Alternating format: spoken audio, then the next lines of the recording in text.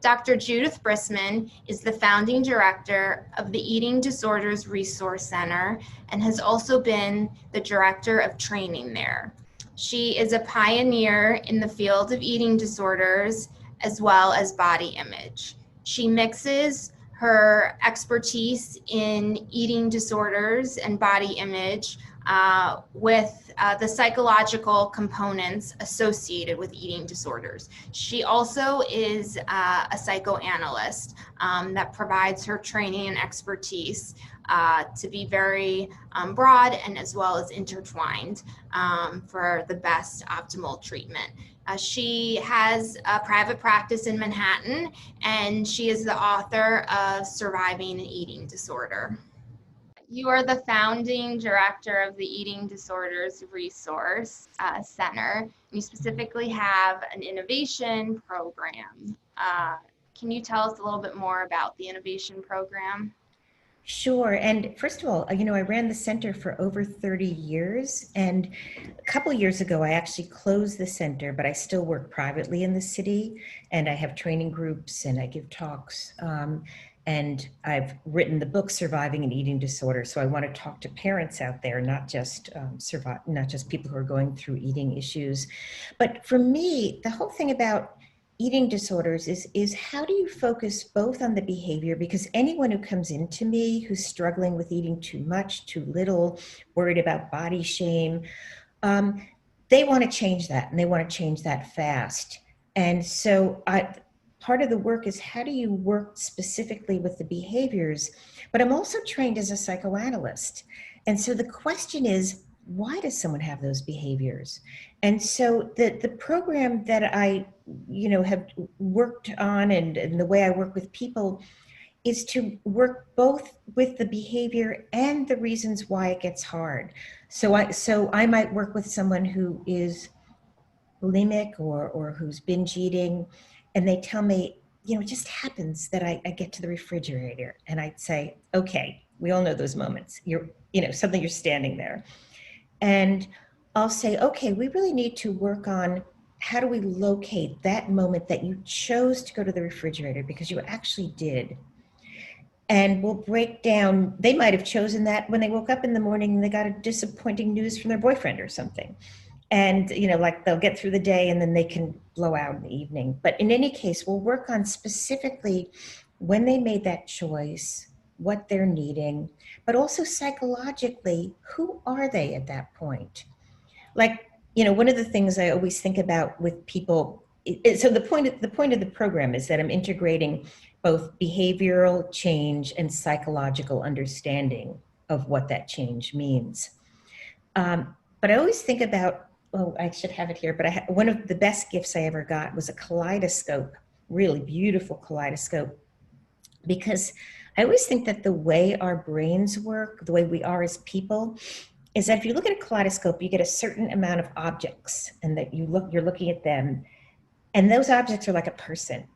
And if you change the knob, you get different amazing views, so many different views.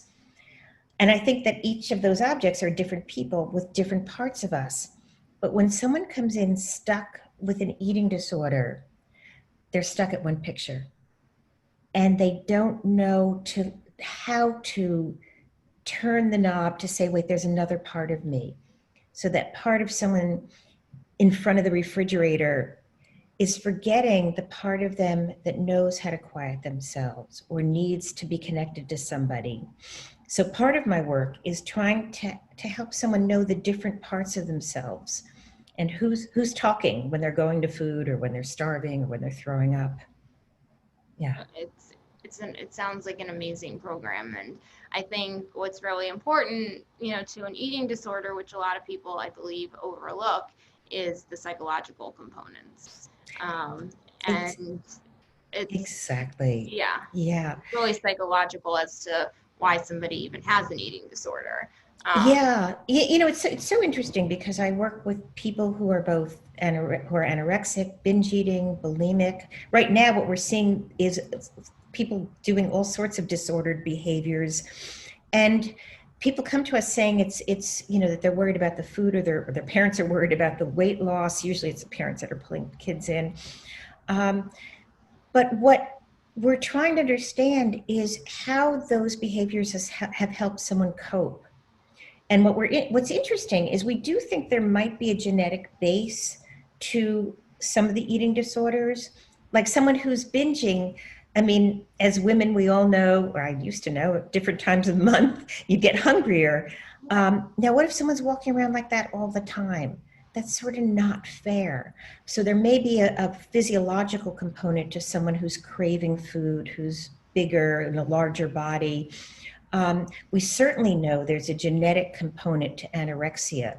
So we're finding that anorexia is associated with OCD, it's associated with perfectionism. We're also finding that it's also associated with autism and spectrum disorders, which is important, in terms of understanding that it may not just be about food.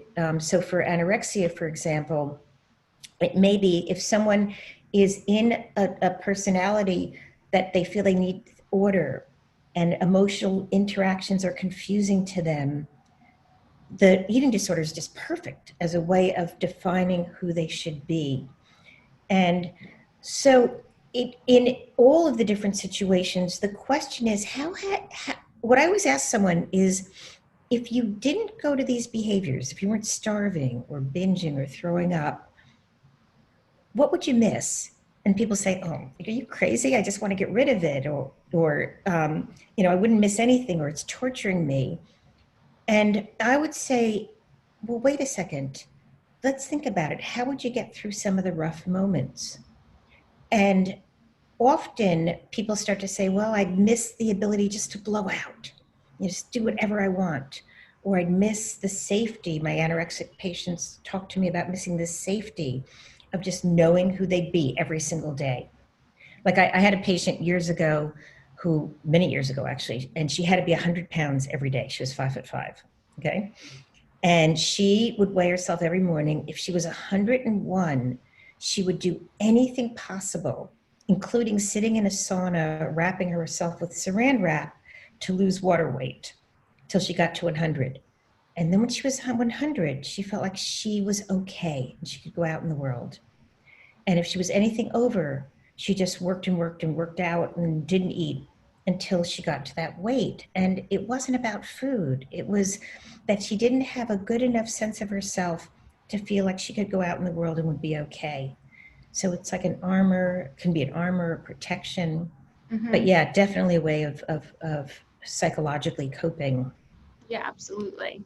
And also with today and social media and even COVID and so forth, they want to look a certain way, even if it's impossible, whether even social media, whether it be, obviously socially, for a boyfriend or significant other.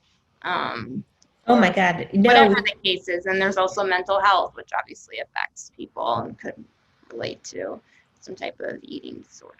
So. Yeah, no, and thank you, because, I just watched The Social Dilemma. I don't know if you watched. It's interesting. I have not seen it, but a friend of mine suggested it. So is it good? I don't even know.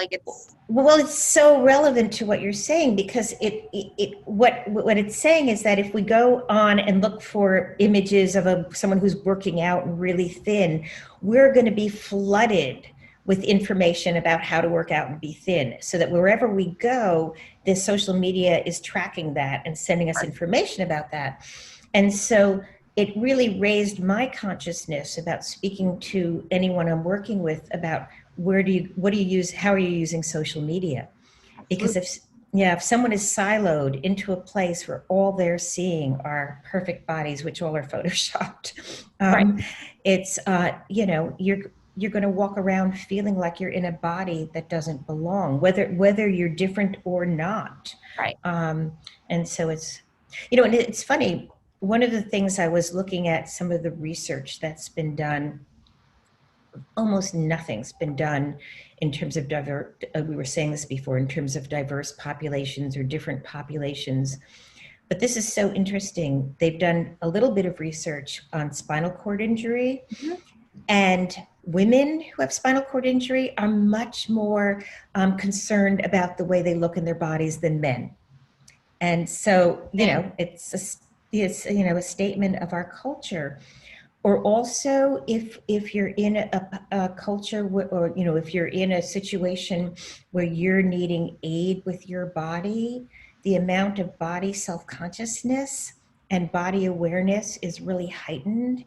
And we're seeing a lot of body shame, body dysmorphia, and body disorders there, particularly when someone is having to care for your body. So, I feel like that this is a population that really needs to be attended to, because the other thing that happens in a culture where someone is considered different or struggling with a certain intellectual or physical challenge is all the focus goes there, and the eating is the last thing people are paying attention to. And and yet what I'm finding with eating disorders is that when people are involved with an eating disorder, they're thinking about that all the time, even if they have other physical or intellectual challenges. And when any patient recovers, what they'll say to me is, I'm eating okay now, but I'm not thinking about it all the time. And so what I want to make sure is that in any population, that if someone is really concerned about their body or weight, that doesn't get lost, because that can become a focus that precludes their really paying attention to other things they might need at that point. Yeah, no, absolutely.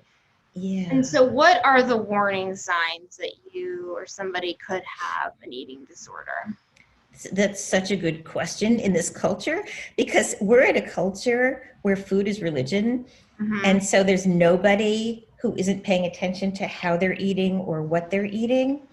And I had a 13-year-old kid come to me, and she was so sweet. She was pretty anorexic at the time, but she said, I'm just trying to be a good person. And every book I read, every Instagram tells me to do something different to be a good person. How should I eat? And so I think this is really important, because everybody is struggling in this culture with what to eat and how to eat, but that doesn't mean it's an eating disorder. An eating disorder is, first of all, when food is used in a way where there's a significant weight gain, significant weight loss in a short amount of time, where food is used in a way that it interferes with one's life, either medically. I mean, anorexics have the highest death rate of men of any mental disorder. Wow. So if food or the way you're using food interferes with your life, if you're making, even in the more subtle way, if you're making decisions around food in terms of your day-to-day activities and what you're going to eat and where you're going to go, and it starts to interfere with your life in any way, that's a warning sign. And also shame is a warning sign.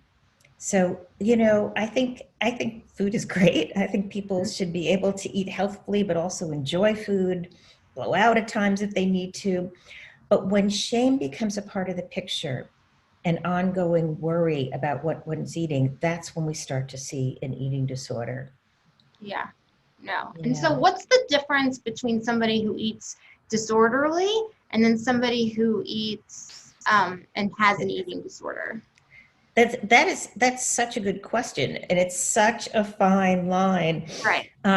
Honestly, I think it's the amount of time someone's thinking about it, because someone who, when I speak to people who are eating disordered, they literally will say, if they did a pie chart of their life, right, like 95% is thinking about food, calories, weight, what they're going to wear, how they're going to look.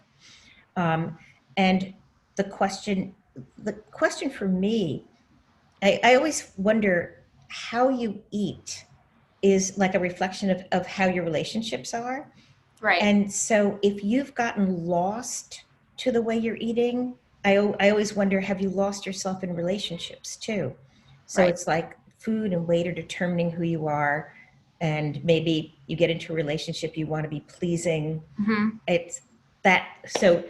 But the question for me is how much time you're thinking about it, and also obviously whether physiologically you're getting into trouble. Yeah. And getting into trouble, right? Yeah. Yeah, no. Eating disorders, and binge eating and, just cover the gamut. It's definitely something that I don't think, obviously you are one of the pioneers, but is researched enough just across the, gamut, because it is so prevalent. And I think a lot of people definitely hide it. I think what's tricky about eating disorders is, anyone who starts with an eating disorder, who becomes eating disorder, anyone who becomes eating disorder starts with something benign. Like they're Right. just going to eat a little bit less, or they're just going to throw up this meal. It's not a big deal. There's no one who starts who thinks they're going to get into trouble. And the problem with anorexia is it can really be so value inducing. It can make someone feel so good when they lose a pound that suddenly that is what gives them value. Or with bulimia is really tricky because people can hide that for years. And it's such a slippery slope. Someone can start throwing up like once in a while over Thanksgiving, but it's so easy. The problem is it works. You can eat whatever you want and you can get rid of it and it works. The problem is it then becomes like the solution, and then people are starting to think more about what they're going to eat, how they're going to get rid of it, than they're thinking about the person they're eating with at the dinner table. Right. And so when someone's trying to recover, they come to me because they're actually tortured. They're not tortured by their weight. They're not tortured by the food. They're tortured because they're thinking about it all the time. And part of what I'll say to them when they're at the dinner table is, first of all, are they being mindful about what they're eating? Are they even paying attention? We've all had those moments where we look down and it's like, oh my God, I just finished that, So how do you pay attention to who you are, how you're eating? But also I'll tell people, all right, look up. How are you feeling about the person across the table? What do you feel? One of the things about eating disorders that's really interesting is that some of the people I speak to don't have a language for their internal world. They don't have a language for feelings. And so if I said, look at the person across the table, how do you feel? They wouldn't even know. And so sometimes we even go online, we get a rainbow chart of feelings to say, to notice during the day what your different feelings are. Because I always think of it like the weather, like I'm looking out right now and there's different clouds and blue sky.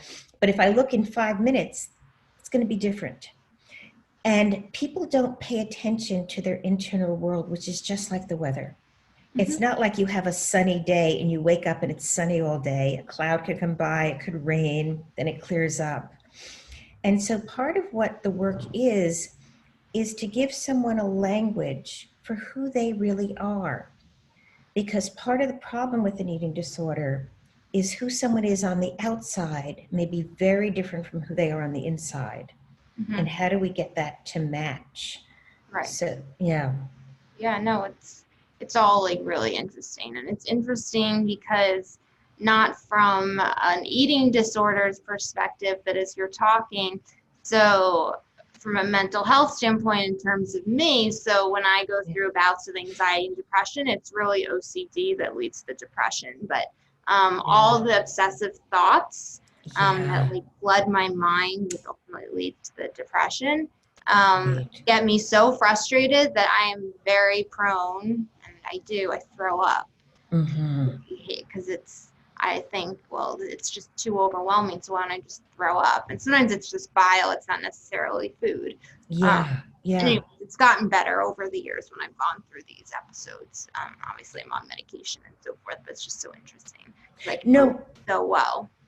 No, I so appreciate you being open about that, because that's exactly what happens to my patients that who speak. I don't want to keep saying my patients, but that's exactly what happens to the people that I work with. And they'll talk about that moment of just overwhelming anxiety. And I have an image of someone I work with who said she just had to stop, like, because she would have thrown up at that moment. And that moment of, does she actually have a choice? And she's on medication. The medication actually helped her with that moment. Because the problem with throwing up is it does sort of like release everything, then you start all over. Yeah, you feel good actually after you throw Yeah. up, but then of course it starts all over. Yeah, and it actually doesn't give you a way of soothing yourself. Like the weird thing about anxiety is that it means something's wrong.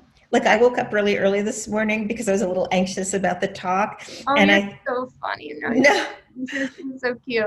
no, and I wanted to try to get back to sleep, and I thought no, this means the anxiety means you should get up, prepare, Right. just pay attention, Right, of and course. yeah, and so, listen, that was a moment where I could use my anxiety. I can't promise that every moment I use my anxiety, but if you throw up, you never get to listen to, all right, what do you need at that moment? Why were you OCD at that moment?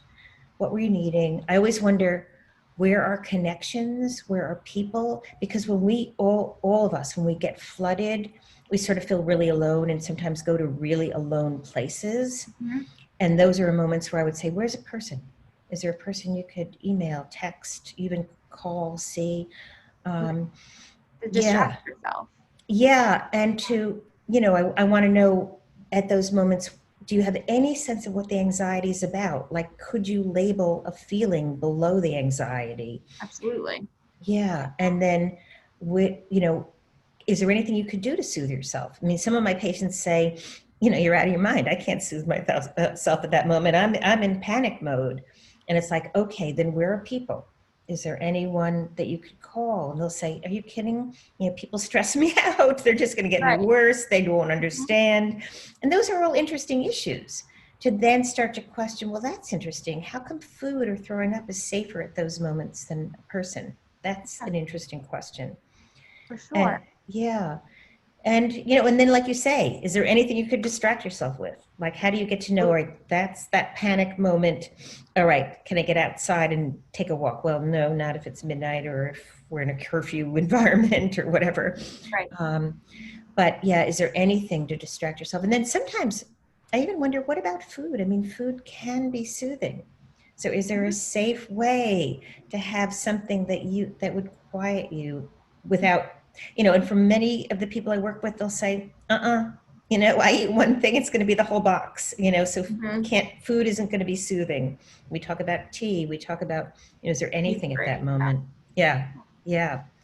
But no, I appreciate what you're saying, because you're putting into reality those moments that get so overwhelming. Yeah, and it's tough, especially during difficult times and just in general for people who suffer from anything, specifically from an eating disorder. Yeah, no, it's so funny because, I come from a place, I wasn't eating disordered, but certainly I know moments of anxiety or frustration or being overwhelmed. And some things that have helped me is I think about courage. Like I think like sometimes when I'm scared to do something or scared of a moment, I think about like, what's the bravest thing I've ever done? What does courage mean? And then I think of like, can you dare to do one thing differently? And so at that moment that you're so well describing, it's like you lose sight, you feel so helpless. You lose sight of, wow, has there been a moment in your life where you've been courageous? And if anyone's dealt with differences, I'm sure there's many moments of courage. And then at that moment, if there's just one thing you could do differently. And sometimes I'll contract with people, all right, to do one dare a week to do one thing differently, but you have to tell me or somebody else, because having someone in the picture helps. Absolutely. It's very common for somebody to move from one eating disorder to another eating disorder. So what is your experience and how do people, or how much do people overlap in these types of behaviors? You know what, that's such a good question. It's so huge that right now the most common diagnosis is eating disorder not otherwise specified. Okay. Because there's a lot of those, especially, not just for eating disorder, it's speech and all of that, Oh, interesting. No, it's non-specified. Yeah. Right. Early studies were that 50% of anorexics became bulimic in their attempts to gain weight, and 25% of people who were bulimic became anorexic in their attempt to stop eating. But what we're seeing is everyone's all over the map. So they may starve for a couple days, and then they binge. or they're Right. using, I mean, we see eating disorders in all sorts of ways with purging. Right. It could be laxatives. It could be using Adderall. It could be, you know, Mhm. any method not to eat. Right. So we're seeing a lot of overlap. Yeah. Yeah. No. And it's different. Well, So yeah. Yeah. in the news, there's a Yeah. lot of publicity revolving around younger kids having an eating disorder or eating disorderly. Yeah. What do you account for the younger population? That's such a good question. First of all, you know, what's scary, when I went into the field years ago, there were residential programs for teenagers and young adults. Mm-hmm. About 10 years ago, treatment centers opened up for 8-year-olds, like 8 to 12-year-olds, and they're packed, they're filled. And I think, look, I think it's a culture, first of all, the visual part of the culture, that you're on social media and you have to show pictures of yourself. I mean, I grew up thinking I looked okay. Now that I'm on Zoom all the time, my image of myself has changed completely. I don't know how kids deal with it, to have a picture of yourself up there all the time and then the likes. So Yeah. that's affecting kids. I think that the culture of striving and having to be the best, and I know there's a lot more pressure on kids to succeed. I mean, when I'm a kid of the 60s, and, you know, the idea was you graduate college and you travel around the world for a few years. Right. And now the idea is, you know, in third grade, kids are being asked, what are you going to be when you grow up? And they need to have an answer. Yeah. So there's a lot more pressure on kids. But I'm really, and we're in a culture that values thinness and values a very particular body. Mm-hmm. And you know, any kid who's young, 8, even 7, look, we have 5-year-olds who are on diets. That is, No. Do you yeah, know yeah. Diane Hess? Ever heard of No, her? I don't know. Who is she? It's funny. She's a pediatrician. But one of the things, and I could connect you actually. I know her. Yeah, Um, sure. yeah, one of the things, I mean, obviously, besides, treating kids, for their illnesses and shots and all Yeah. that, is actually her work on obesity. And she's been featured in the news and so forth, but she talks primarily about, children and, Oh, that's so yeah, interesting. Yeah, obesity. because I was thinking about anorexia and bulimia in kids, but obesity, first of Oh, all, yeah, there's, sorry. It all, I guess, kind of relates. Yes. yeah, no, and obesity is a huge problem. I mean, first of all, there's a lot more macros, not macros, but large sizing of food, and Mm-hmm. there's a lot more availability of unhealthy food. You know, we know that this is sort of economically associated with with not having healthy food available, and that's an Yeah, it's a important huge factor. thing. This is really important. We're also in a diet culture. And I want to speak to parents now, because if parents get really anxious when they see a kid gaining weight, and in this culture, the message is, okay, how do we get the kid healthy? And what we're seeing is that when kids are put on diets, what they do is they tend Mm-hmm. to lose weight and then gain weight, and maybe even gain weight more than where their baseline was, Mm-hmm. because the deprivation sets in. And so what I want to pay attention to parents is, how do you focus on how your kid is using food? Are they using food to cope? Are you Mm-hmm. helping them know their internal world so that they're not going to food when they're upset, that there's other ways of talking about being upset? Even with a 2 or 3-year-old, are you talking to them about, are their bellies full? Do we even talk to kids about how their internal experience is about food? Mm-hmm. And do you punish and reward kids with food? We all do, but Right, of watch if course. there's any big patterns in that regard. Yeah. So I think, that there's a lot of factors playing into why there's a growing obesity rate with kids. But one of the things we're seeing is that if you put a kid on a diet, the chance of their developing an eating disorder significantly increases. Absolutely. Yeah.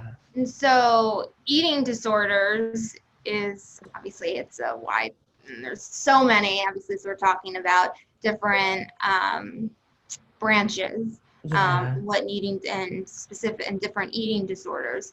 But one thing that is sometimes tricky is access to care.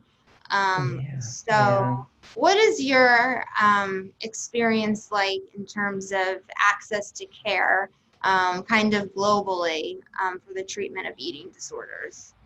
Yeah, that's a really good question. It's changing so much because usually access to care, if someone has someone in the family who's Mhm. anorexic, the treatment is usually so expensive because it means a doctor, a physician, it means a therapist, it means a nutritionist. And so I'll give you resources at the end. I can send you Yeah. some good resources. But for example, there's the Alliance for Eating Disorders, where through eatingdisorderhelp.com, you're able to find people of different referrals that have different, that charge different fees, flexible fee resources. Yeah, Um, absolutely. um, Throughout the world, there's a growing awareness of eating disorders, and there's a growing awareness that support needs to develop. There's support groups now, free support groups that are developing all over the world. Mhm. But I think access to care has been really, that can be really problematic because it's really expensive.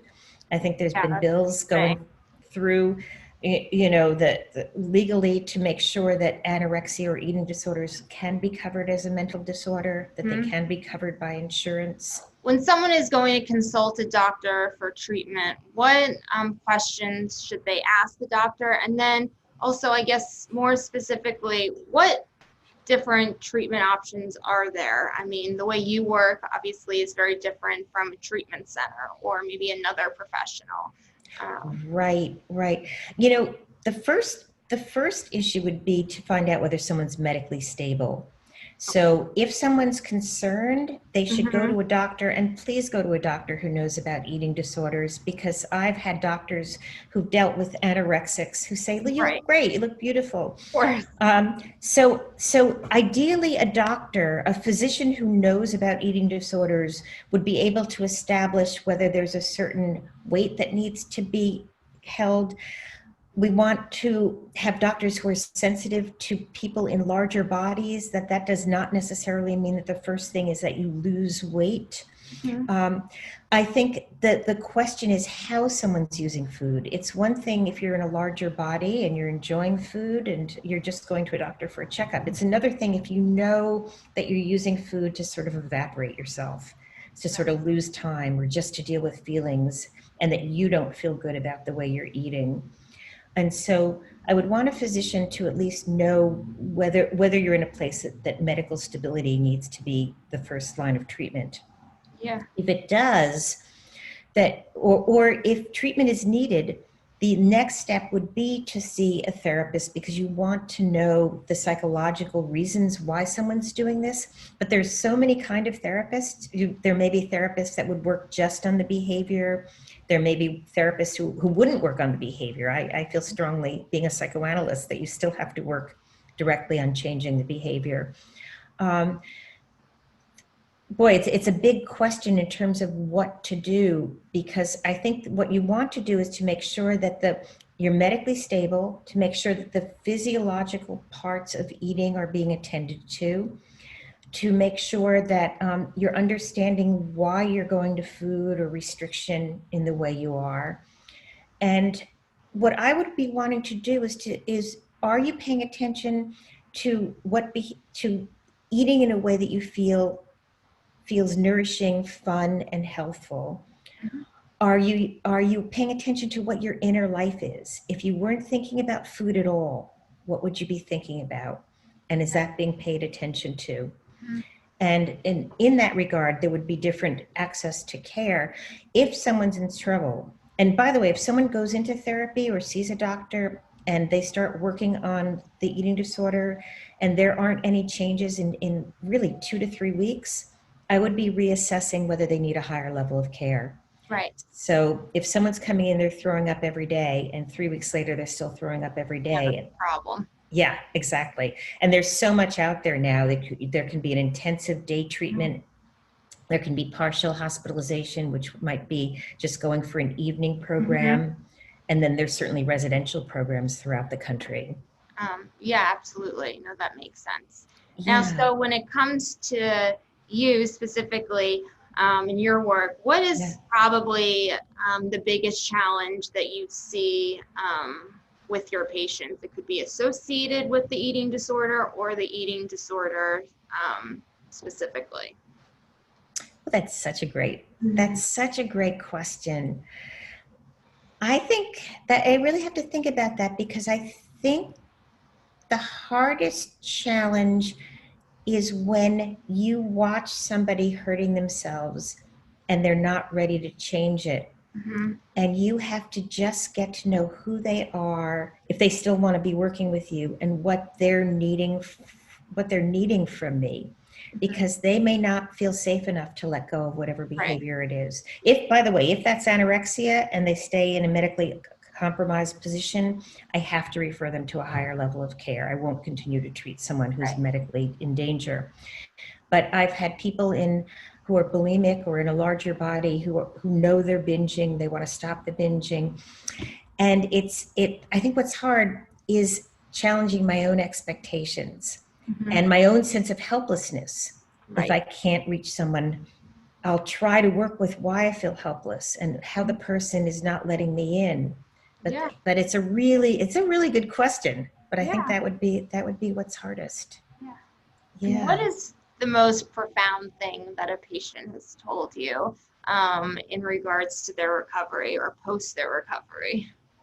Oh, this one actually is easy, because it's something that came so out of the blue years ago.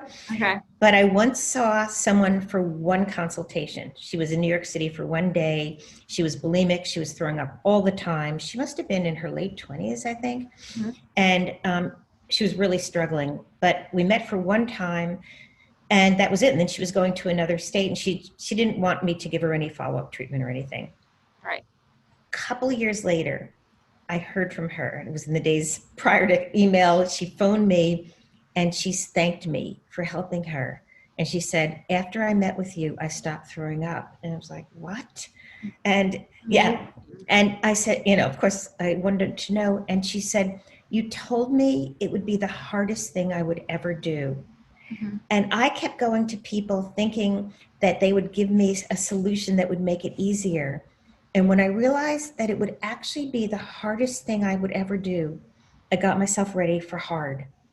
And so every time I was going to throw up, I thought, okay, this is really the hardest thing. Can I do it? And one day at a time, she said, I stopped throwing up. So I just wanted to call and thank you. Oh, that's so sweet. I know. So that totally heartfelt messages. It's lovely. And for something rewarding too. Yeah, and I had no idea that was the thing that I said that was significant. But I think about it a lot since then, and I think, wow, what is the hardest thing I've ever done, you've ever done? And can you get yourself ready for hard? What's one thing you want to do? Right. And that's a great question. And this is our last question. So what would you tell someone, whether it's a friend, a significant other, a parent, who has a relationship, some capacity to someone who has an eating disorder? Oh my God, that's such a good question. I'm the author of Surviving an Eating Disorder, Strategies for Family and Friends. The 4th edition will be out in June. I've been writing it during COVID. Oh, there's so many things to say. First of all, if you think someone's in trouble, you have to say something. And you just say, and how do you say that in a way that's not hurtful, but just to say directly what you see, what you feel, and what changes you would like to make, and how you can help them. But I think the most important thing, and it's funny, you must encounter this when you're working with people who have differences that they're challenged by. As a parent, how do you see that the eating disorder or the difference is one part of the person, but not who they are?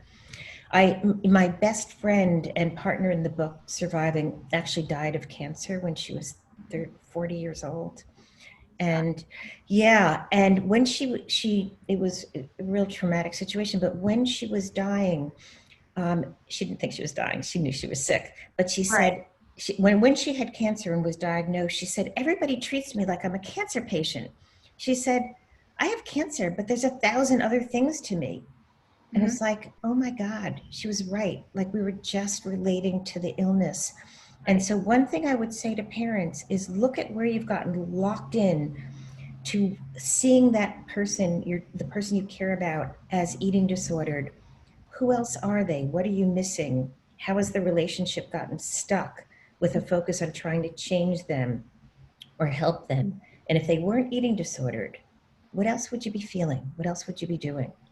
Right. So, yeah, Great advice. I hope. So fun. No, you're amazing. You know, you give a Oh, lot of valuable information. And I think what's so cool about you. Anyways, no, you're a thank you. pioneer in what you do, and you give, I mean, you have amazing words of wisdom, and you're a great Thanks. therapist. And it should also be mentioned, aside from eating disorders, that you do also work with patients who have other regular common mental health problems. Relationship issues, parent Right, issues, exactly. So, what we all have. right. Yeah. So it's not, you know, and obviously all of those, as we discussed, contribute.